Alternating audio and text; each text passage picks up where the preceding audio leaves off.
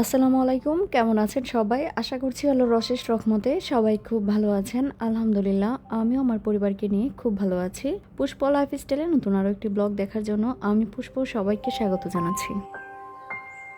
এটা হচ্ছে বৃহস্পতিবার সন্ধ্যার কিছু অংশ মেয়েকে খাওয়ানো দিয়ে ভিডিওটা শুরু করলাম। প্রতিদিন সন্ধ্যায় একটা টেনশন থাকে ছেলে মেয়েকে নাস্তা খাওয়ানো। ছেলেদের জন্য কোরিয়ান স্পাইসি নুডলস বসিয়েছি আর মেয়েকে রান্নাঘরে বসিয়ে সন্ধ্যার নাস্তাটা খাইয়ে নিচ্ছি। সন্ধ্যার সময় আমি আয়েশাকে ওটসটা খাওয়ানোর চেষ্টা করি।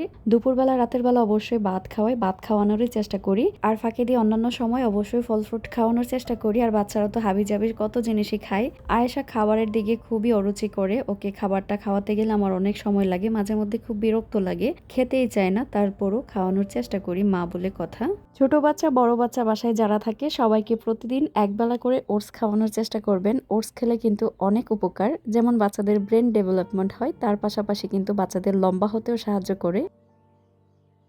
সারাদিনের খাবার নিয়ে যতটা না টেনশন করি, সন্ধ্যার সময় আসলে আমার কাছে মনে হয় টেনশনটা দ্বিগুণ হয়ে যায়। সন্ধ্যার সময় ওদের মনের মতো খাবার বানিয়ে না দিতে পারলে ওদেরও মন খারাপ হয়। চিকেন জাতীয় খাবারটাই বেশি পছন্দ করে। আর আজকে বলেছে ওরা নাকি স্পাইসি নুডলস খাবে, আমি কিন্তু সেটাই রান্না করে দিলাম। এখানে 2টা নুডলসের প্যাকেট আছে, আমিও একটু খাবো মনে হচ্ছিল। একটু জাল খেলে মুখের ভিতরে একটু জাল লাগলে ভালো লাগবে, ওদের সাথে আমি একটু নুডলস খেয়েছি। তারপর আর কি সন্ধ্যার সময় 1 কাপ চা লাগে।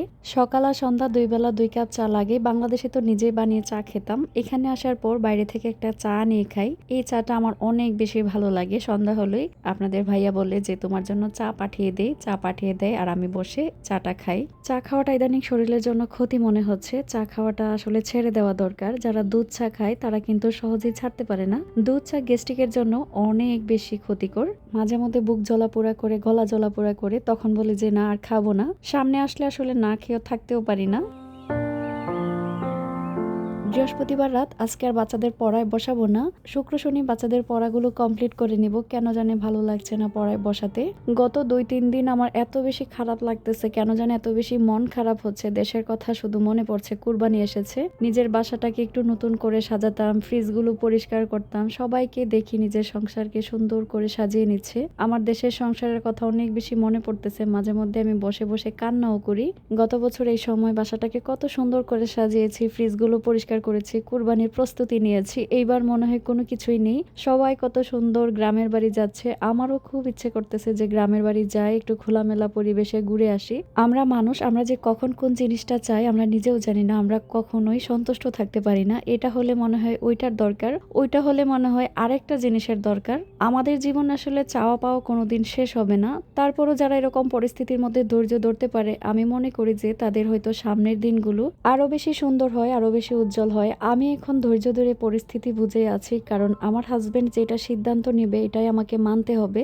আমার ছেলে মেয়ের ভালো ভবিষ্যতের জন্য আমি যেহেতু এখানে এসেছি, বা সামনে আমি কোথায় যাব সেটাও জানি না, সবকিছু আমি আল্লাহর উপরে ছেড়ে দিয়েছি। আর আমার হাজবেন্ড যেটা সিদ্ধান্ত নেবে আমি সেই সিদ্ধান্তের পাশে আছি। নিজের খারাপ লাগলেও নিজের খারাপ লাগাটা লুকিয়ে রেখে আমাকে চলতে হবে। মাঝে মধ্যে না আমি অনেক বেশি ভেঙে পড়ি, অনেক বেশি খারাপ লাগে, তখন আমি হাজবেন্ডকে এই জিনিসগুলো দেখাতে পারি না। কারণ আমি যদি ভেঙে পড়ি সে কিন্তু একটা সিদ্ধান্তহীনতায় ভুগবে। আমি যে পরিস্থিতিতে আছি আসলে আমার মন শক্ত করা ছাড়া আমার কোনো উপায় নেই। আপনাদের ভাইয়া আমাদেরকে এই দেশে আনতে অনেক অনেক টাকা খরচ করেছে। আর তার সবচেয়ে বড় কথা হচ্ছে যে যেখানেই থাকি আমরা সবাই একসাথেই থাকবো। বাংলাদেশে তো সে থাকতে পারে না, কারণ বাংলাদেশে কিছু করে না, এই দেশেই তার সবকিছু ব্যবসা বাণিজ্য। সেজন্য আমাদের এখানে নিয়ে এসেছে। আর বাচ্চাদেরও স্কুলে ভর্তি করাবে। তারপরও ভবিষ্যতে অন্যরকম চিন্তা ভাবনা আছে, যদি আল্লাহ সেটা কবুল করে। বাচ্চাদের ভালোর জন্যই আসলে আমরা সবকিছুই করে থাকি। আমি যদি এখন হুট করে একটা সিদ্ধান্ত নিই যে আমার এখানে ভালো লাগে না, আমি আমার দেশে চলে যাব, তখন যদি আবার দেশে গিয়ে আফসোস করতে হয় যে কেন আমি চলে আসলাম। বিদেশে কিন্তু সবাই আসতে পারে না, যেমন ভাগ্য লাগে তার পাশাপাশি কিন্তু অনেক টাকাও লাগে, সেটাও আবার চিন্তা ভাবনা করি। আমার হাজবেন্ড আমাদের ভবিষ্যৎ নিয়ে অনেক চিন্তা ভাবনা করে এবং অনেক কষ্টও করে। আমি তার প্রতি সব সময় সম্মান জানাই, কারণ এরকম পুরুষ পাওয়া ভাগ্যের ব্যাপার। এমন অনেক ফ্যামিলি আছেন যারা ধৈর্য ধরে অপেক্ষা করছেন বিদেশ আসার জন্য। তারা বলছে যে বিদেশে আসতে পারছি না কেন। আবার যারা বিদেশে চলে আসে তারা মনে করে ইস, দেশকে অনেক বেশি মিস করতেছি, দেশে থাকলে হয়তো ভালো হতো।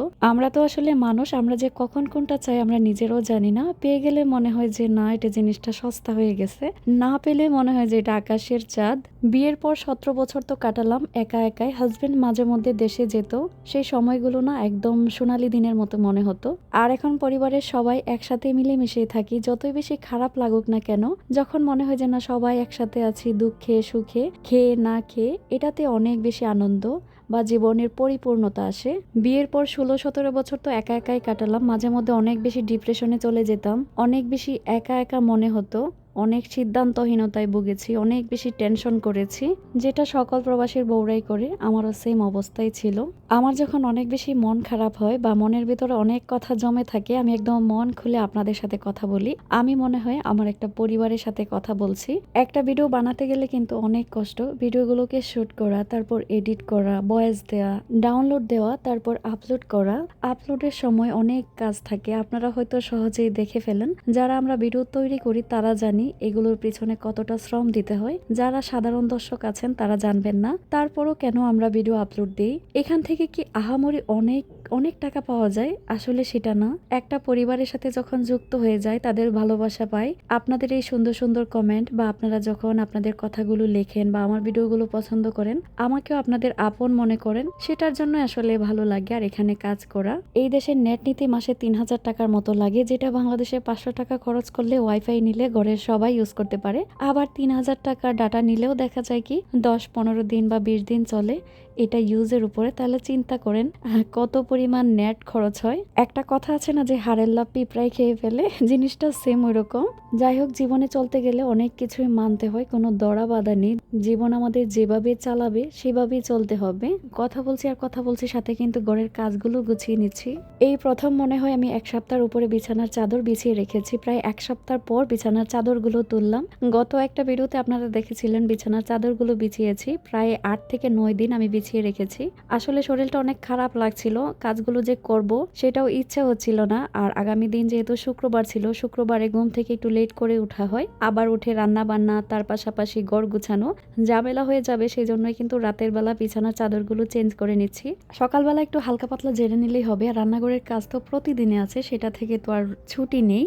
আমি সবসময় প্ল্যান মাফিক কাজ করার চেষ্টা করি। আগে কি হবে পরে কি হবে সেই চিন্তা ভাবনাটা সবসময় করি, কারণ আমার 4টা বাচ্চাই ছোট।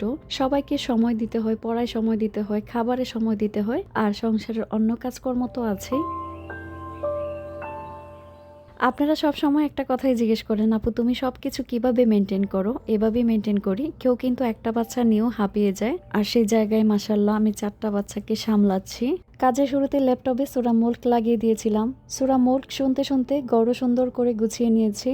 একজন কারি আছে, উনি এত সুন্দর করে মুলক সূরাটা পড়ে। আমার যখন অনেক বেশি মন খারাপ থাকে বা মন ভালো থাকে তখনও আমি শুনি। যখন বেশি মন খারাপ থাকে তখন এই সূরাটা শুনলে আমার ভিতর থেকে মনে হয় কান্না আসে। এই মুলক সূরা বা উনার কণ্ঠে শোনা মুলক সূরার সাথে অনেক স্মৃতি জড়িয়ে আছে আমার, যে মুহূর্তগুলো আমি চাইলেও আমার জীবন থেকে কোনোদিন মুছতেও পারবো না, ভুলতেও পারবো না। আজকে ভিডিও শুরুতেই কিন্তু আমার প্রিয় আপুদের কাছে লাইক চাইতে ভুলে গিয়েছি। যারা এই ভিডিওটি দেখছেন বা এই মুহূর্তে এসেছেন, আপনাদের কাছে অনুরোধ থাকবে একটা লাইক দিয়ে পুরো ভিডিওটা কন্টিনিউ করুন। আমি জানি যারা লাইক দেন এমনিতেই দেন, চাওয়ার কোনো প্রয়োজন পড়ে না, আর যারা দেয় না তাদের হাজার বললেও দিবে না। কন্টিনিউ আমার ভিডিওগুলো যদি কমও হয়, 10 থেকে 15,000 মানুষ আমার ভিডিওগুলো দেখেন, কিন্তু আপনারা একটা লাইক দিতে এত বেশি কিপটামি করেন। একটা লাইকই তো আপনাদের কাছে চাই। যাই হোক, ভিডিওটা দেখে যদি ভালো লাগে অবশ্যই চ্যানেলটি সাবস্ক্রাইব করে দিবেন। সাবস্ক্রাইব করে পাশে থাকা বেল আইকনের অল অপশনটি অন করে দিবেন, যাতে করে আমি কোনো নতুন ভিডিও আপলোড করলেই সাথে সাথে আপনার কাছে নোটিফিকেশন চলে যায়, আর আপনি আপনার সময় সুযোগ করে আমার ভিডিওটা দেখে নিতে পারেন। আর এই কাজগুলো করে যারা আমাকে প্রতিনিয়ত সাপোর্ট আর ভালোবাসা দিয়ে যাচ্ছেন, আপনাদের জন্য মন থেকে অনেক অনেক ভালোবাসা আর কৃতজ্ঞতা প্রকাশ করছি। আমার রুমটা গুছিয়ে নিয়েছে। ছোট বাচ্চার ঘর আসলে কত কিছু যে ছিঁড়ে ফেলে, এই টিস্যু, এই কাগজ। যখনই সামনে টুকটাক জিনিস পড়ে তখনই ঝাড়ু দেওয়ার চেষ্টা করি, যাতে করে রুমগুলো পরিষ্কার থাকে। 2 রুমের ছোট একটা বাসা। এই বাসায় থাকতে কিন্তু মাঝে মধ্যে আমি হাঁপিয়ে যাই বা আমার শ্বাস বন্ধ হয়ে আসে, আর যদি এলোমেলো থাকে তাহলে তো কোনো কথাই নেই। গুছিয়ে রাখতে পারলে না আমার কাছে ভালো লাগে বা স্বস্তির একটা শ্বাস ফেলতে পারি। বাচ্চাদেরও সব সময় বলি যে বিছানাগুলো এলোমেলো করো না, তাতে করে আমার অনেক খারাপ লাগে। ওরাও চেষ্টা করে, আসলে ছোট মানুষ তো একবার মানলে আরেকবার একবার মানতে পারে না, তারপরও চেষ্টা করে সব সময় গুছিয়ে রাখার। আমি কিন্তু ফেসবুকে একটা পেজ খুলেছি, অনেক আগে একটা ভিডিওতে বলেছিলাম, অনেক আপুরা সেখানে জয়েন হয়েছেন, সুন্দর সুন্দর কমেন্ট করেন। আমার বাচ্চাদের নিয়ে যদি কোথাও ঘুরতে যাই বা ছোট ছোট রিলস আকারে অনেক ভিডিও শেয়ার করে থাকি, আপনাদের বলছি চাইলে আমার পেজটাকে ফলো দিতে পারেন। আজকের কমেন্ট বক্সে আমি পিন করে দিব। আপনাদের কাছে অনুরোধ থাকবে অবশ্যই ফলো করে আমার পাশে থাকবেন। যারা ভালোবাসেন তারা অবশ্যই ফলো করে দিবেন, আর যারা ভালোবাসেন না তারা আনফলো করে রাখতে পারেন বা চুপি চুপি ভিডিওগুলো দেখতে পারেন, কোনো সমস্যা নেই। ফেসবুকের নিয়ম কিন্তু একটু অন্যরকম, সবসময় অ্যাক্টিভ থাকতে হয়, যেটা আমি পারি না, মাঝে মধ্যে উদাও হয়ে যায়, আবার মাঝে মধ্যে কিন্তু অ্যাক্টিভ থাকার চেষ্টা করি। তারপরও বলবো কি, শুরুতেই ভালো একটা রেসপন্স পেয়েছি, কারণ 1 মাসের একটা চ্যানেল, ভালোই একটা টুকটাক ভিউ হচ্ছে। কথার ফাঁকে আমি আমার ছেলেদের বেডরুমটা গুছিয়ে নিলাম, ওদের বিছানার চাদরটাও চেঞ্জ করে দিয়েছি। এখন চলে এলাম নিজেকে যত্ন নেওয়ার জন্য। যখনই সময় পাই কাজের ফাঁকে বা কাজ শেষ করে নিজেকে যত্ন নেওয়ার চেষ্টা করি। নিজেকে ভালো রাখাটা না সবচেয়ে বেশি জরুরি। নিজেকে ভালো রাখলে পরিবারের সবাইকে ভালো রাখা যায়। ঘর গুছিয়ে ঘরটাকে ফ্রেশ মনে হচ্ছে, এখন মনে হলো নিজেকেও একটু ফ্রেশ করে নিই। প্রায় সময় আমি ডালের ফেস প্যাকটা ইউজ করি। ডালটাকে আমি কাজের ফাঁকে ভিজিয়ে রেখে গিয়েছিলাম, এখন নরম হয়ে গেছে, ব্লেন্ডারে ব্লেন্ড করে নিলাম। তার সাথে অল্প পরিমাণ হলুদের গুঁড়ো দিলাম, আর দিয়েছি অ্যালোভেরা জেল, আর দিব মধু। আপনারা চাইলে ডালটাকে এমনিতে ব্লেন্ড করে রেখে দিতে পারেন 1 মাসের জন্য, 2 মাসের জন্য, মানে শুকনো ব্লেন্ড করে রাখা আর কি। শুকনো ডালটা ব্লেন্ড করে রাখলে সুবিধা আর কি। অন্য সব উপকরণগুলো মিক্স করে মুখে লাগিয়ে নিলেই হয়। হাতে, মুখে, সারা শরীরে কিন্তু এই প্যাকটা লাগানো যাবে। এতে করে শরীরের ময়লা যেমন কাটবে, ডাল ব্যবহার করলে কিন্তু স্কিন অনেক ব্রাইট হয়। মুখের যে দাগ বা বিভিন্ন ছোপ সেগুলো কিন্তু চলে যায়। হাতে দেখুন আমি কিভাবে ম্যাসাজ করে নিচ্ছি। মুখে যখন আমরা প্যাকটা লাগাবো 10-15 মিনিট তো অবশ্যই রাখবো। রাখার আগেও 5 থেকে 10 মিনিট অবশ্যই হালকা হাতে এই প্যাকটা দিয়ে ম্যাসাজ করব। এতে করে মুখের ময়লা কেটে যাবে, স্কিন কিন্তু অনেক সফট হবে। আজকে মনে হলো ফেস প্যাকটা যেহেতু আমি ইউজ করছি আপনাদের সাথেও শেয়ার করি। আমরা যারা পাক্কা গৃহিণী আছি, সারাদিন বাসার মধ্যে টুকটাক কাজ করতে করতে হাতের কিন্তু 12টা বেজে যায়। হাতের যত্ন নেওয়া কিন্তু হয় না। এরকম রান্নাঘরের টুকটাক জিনিস দিয়ে কিন্তু নিজের যত্ন করা যায়। হাতটা ধোয়ার পর দেখুন হাতটা কতটা ফ্রেশ আর সুন্দর দেখাচ্ছে, মনে হয় চকচক করছে। গত 2 দিন আগে আমার ছোট ছেলের বার্থডে ছিল, তো ওর সারাদিন ধরে মন খারাপ ছিল। ওকে নাকি কেউ কোনো কিছু গিফট করে না, ওর জন্য নাকি কেউ কেক কিনে আনে না বা কোথাও ঘুরতে নিয়ে যায় না। সেজন্য কিন্তু রাতে 12:30টায় আবার সেই জায়গায় পিকনিক করতে যাচ্ছি। আগের দিন ওকে মার্কেটে নিয়ে গিয়ে ওর জন্য গিফট কিনে এনেছি। এই জায়গাটাতে না পিকনিক করতে গেলে অনেক ভালো লাগে। 3 সপ্তাহে 3 বার এসেছি। সারাদিনের ব্যস্ততা পার করে যখন এখানে আসি, মনে হয় যে মনের যে ক্লান্তিটা আছে বা একটা খারাপ লাগা আছে সব কিছুই কেটে যায়। সাগরের পার খাবার নিয়ে আসি, আর খোলা আকাশের নিচে এভাবে বসে খাবার খাই। আর সামনে যে সাগরটা দেখছেন এটাই কিন্তু হচ্ছে আরব সাগর। সবচেয়ে বেশি আনন্দ করে আমার ছেলে মেয়ে, ওরা এখানে আসলে একদম খোলা একটা জায়গা পায় খেলাধুলা করে। আজকে বল নিয়ে এসেছে খেলার জন্য। এই মুহূর্তগুলো আমার সারা জীবনের স্মৃতি হয়ে থাকবে। আচ্ছা, এখনো অনেকে আমাকে কমেন্টে জিজ্ঞেস করেন আমি কি বিষয়ে এসেছি, ট্যুর বিষয়ে এসেছি নাকি ফ্যামিলি বিষয়ে এসেছি। সবার উদ্দেশ্যেই বলছি আমি ট্যুর বিষয়ে আসিনি। ট্যুর বিষয়ে আসলে কিন্তু 3 মাসের জন্য আসতে হয়। আমরা ফ্যামিলি বিষয়ে এসেছি। ফ্যামিলি ভিসা পেতে হলে কিন্তু কিছু নিয়ম কানুন থাকে এই দেশের। যেমন হাজবেন্ডের মাধ্যমে আসলে হাজবেন্ডের একটা স্যালারি দেখাতে হয়। এই দেশের নিয়ম যেটা, যেমন 800 দিনের স্যালারি দেখিয়ে তারপর ফ্যামিলি ভিসা নিতে হয়। আর না হয় ফ্যামিলি ভিসা পাওয়া যায় না। আর এমনিতে ট্যুর ভিসা পাওয়া যায়। ট্যুর ভিসায় আসতে পারে, যে কোনো ফ্যামিলি আনতে পারে, 3 মাসের জন্য এসে ঘুরে যেতে পারে। ফ্যামিলি ভিসার ক্ষেত্রে অনেক নিয়ম কানুন থাকে। মিডল ইস্ট গুলোতে আপনি যত বছরই থাকেন না কেন, জীবনের অর্ধেক সময় যদি পার করে দেন, এখানে কিন্তু নাগরিকতা পাওয়া যায় না। আর ইউরোপ দেশগুলোতে কয়েক বছর থাকার পর কিন্তু ওরা নাগরিকতা দিয়ে দেয়, এটাই একটা সুবিধা। আমাকে কিছুদিন আগে একজন কমেন্ট করেছিল পৃথিবীতে এত দেশ থাকতে আমি কুয়েতে এসেছি কেন। তার প্রশ্নের উত্তরে আমি কি বলবো জানি না। আমার হাজবেন্ড যেহেতু কুয়েতে থাকে, আমাকে তো এখানে আসতে হবে। আমার হাজবেন্ড যে দেশে থাকে না সেই দেশে তো আর আমি থাকতে পারবো না। কুয়েতে আসার আগে আমরা যে কত ধরনের প্রসেস করেছি, কাগজপত্র নিয়ে যে কত ভোগান্তিতে পড়েছি, 3-4টা মাস ধরে কাগজপত্র নিয়ে দৌড়াদৌড়ি করেছি। একটু যদি কাগজে এদিক সেদিক হয় তাহলে আমরা কুয়েতে প্রবেশ করতে পারতাম না। অনেক কাগজপত্র ঠিক করেছি, জন্ম নিবন্ধন আবার নতুন করে করিয়েছি, মানে অনেক অনেক ঝামেলা। যারা ঝামেলা পোহাতে পারেন তারাই কিন্তু আসলে বিদেশে আসতে পারেন। যারা আমাকে এই প্রশ্নগুলো করেন কুয়েতে কিভাবে আসবেন, আশা করছি আপনারা উত্তরগুলো পেয়েছেন।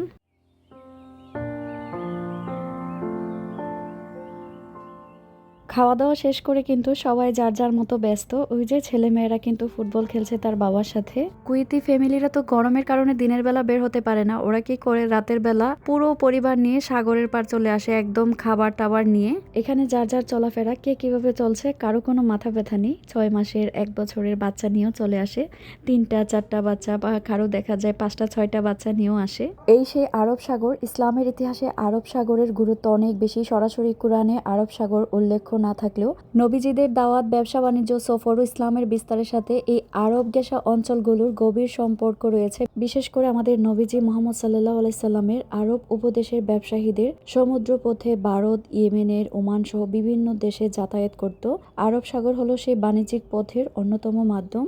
সাগরের পার এরকম বাতাসের মধ্যে দাঁড়ালে না যে মন খারাপ থাকে বা শরীরের ক্লান্তিতা থাকে সেগুলো মনে হয় নিমিষে হারিয়ে যায়। আয়েশা দেখুন কত সুন্দর করে বাতাস খাচ্ছে, আর আজকে সাগরের পাড়ে অনেক বেশি বাতাস ছিল। এখানে গেলে যে আসলে সময়গুলো কিভাবে পার হয়ে যায় টেরই পায় না। বাসায় ফিরতে ফিরতে প্রায় 3টা 3:30 বেজে গিয়েছিল। দেখতে দেখতে আমি আমার ভিডিওর শেষ প্রান্তে চলে এসেছি। দেখা হবে অন্য কোনো ভিডিওতে। আপনারা সবাই ভালো থাকবেন, আমিও আমার পরিবারের জন্য সবাই দোয়া করবেন। আল্লাহ হাফিজ, আসসালামু আলাইকুম।